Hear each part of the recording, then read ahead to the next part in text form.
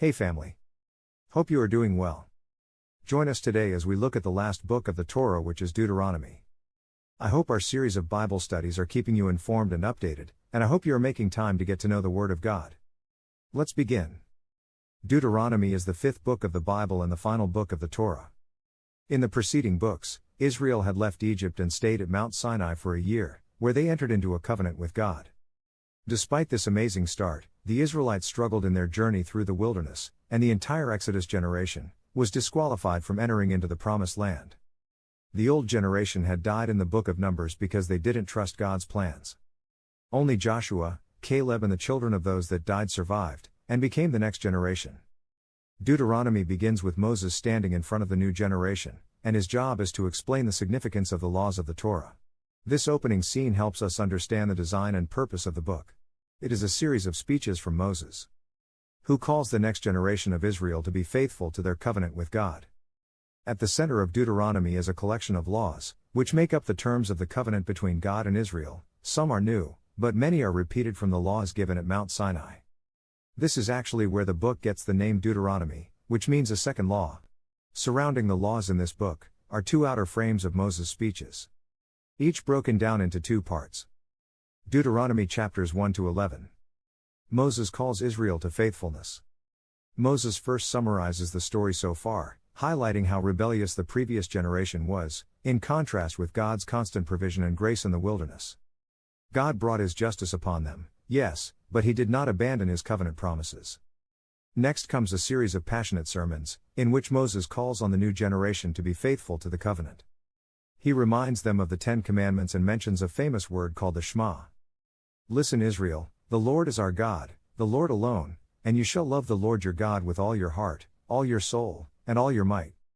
This became an important daily prayer in Judaism, and it brings all the themes of the book together. The word listen or Shema means more than simply hear. Its meaning includes responding to what you hear. In English we would say obey. Similarly, the word love in Hebrew also refers to more than simply an emotion or feeling. It's about a wholehearted commitment and devotion to God that involves our wills and our emotions, our minds and our hearts. Now, Israel's obedience and devotion to the covenant serve a much larger purpose. Obedience to the laws will make Israel a unique people among the nations. Like God said at Mount Sinai, they will become a kingdom of priests, and Moses explains how. Israel now has the chance to show the world the wisdom and justice of God.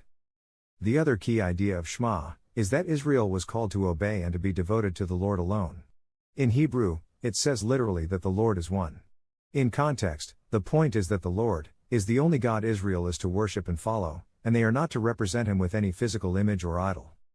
Israel is about to enter the land of Canaan, where people worship idol gods that represent various aspects of creation, such as the sun, weather, sex, and war. In Moses' view, the worship of these gods degrades people and destroys communities, but obeying the God of Israel, the gracious Creator God, who redeemed them from slavery, will lead to life and blessing. Deuteronomy chapter 12 to 26. Laws on leadership, worship and civil life.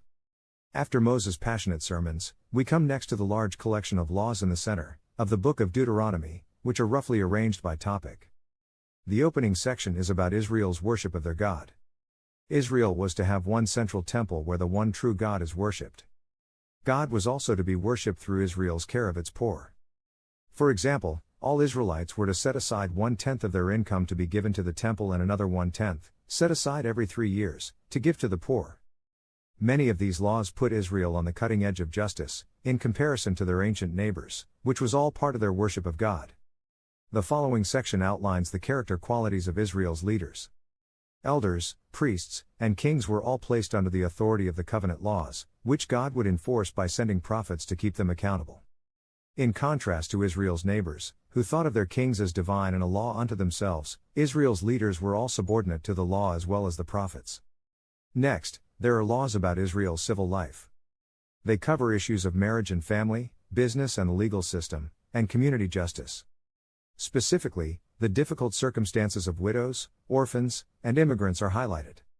Israel is to take extra care and make sure these people are supported in their towns. Finally, this section concludes with more laws about Israel's worship.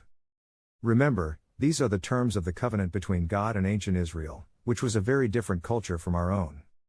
In other words, it's not going to be helpful to compare them with modern laws from a different time and culture. These laws were given to set Israel apart from their neighbors. When you compare biblical laws with those of Israel's neighbors in Babylon or Assyria, rules that at first seem bizarre or harsh become more clear. You can see God pushing Israel to a higher level of justice than was ever known before. Deuteronomy chapters 27 to 34. Covenant blessings and curses. After going through the laws, Moses offers a final challenge to Israel that they should listen to and love their God. He issues a warning and ultimatum. If Israel listens to and obeys their God, things will go well and divine blessing will abound. If they don't listen and instead rebel, they will suffer from famine, plague, devastation, and ultimately exile from the land. Moses then forces a decision. Today I set before you life or death, blessing or curse, goodness or evil, so choose life, by loving the Lord your God and listening to Him. Now, Moses hasn't somehow forgotten the last 40 years with these people. He's not optimistic about Israel's future, and so he continues with this: I know that after I die, you're going to rebel, turn away from God, and end up in exile. It's clear he doesn't have high hopes, at least not for the people's ability to obey. However, all is not lost, because Moses also says that when Israel finds themselves sitting in exile, at any point they can turn back to their God. And in response, God will, in Moses' words, circumcise your hearts, so that you may love Him with your heart and soul and live. This vivid metaphor is saying that something is fundamentally wrong with Israel's heart. It's stubborn and hard, the same thing that's wrong with all humanity. Going all the way back to humanity's rebellion in the garden, Israel has also ceased to define good and evil for themselves. Along with all humanity, they've ruined themselves and God's good world, but that's not the end of the story. Moses says that he knows that one day, God is going to do something to transform the hearts of His people, so that they can actually listen to and love God from the heart and discover true life. Moses ends his speech with poems of warning and blessing. And having made his point, Moses walks up onto a mountain and passes away. Surprisingly, this is where the Torah draws to a close. Moses' story has ended, but the biblical story is just starting. That brings us to the end of the interesting book of Deuteronomy. Thank you for joining us. Do download, circulate, and tell everyone about this channel. Stay blessed and keep looking up. God bless.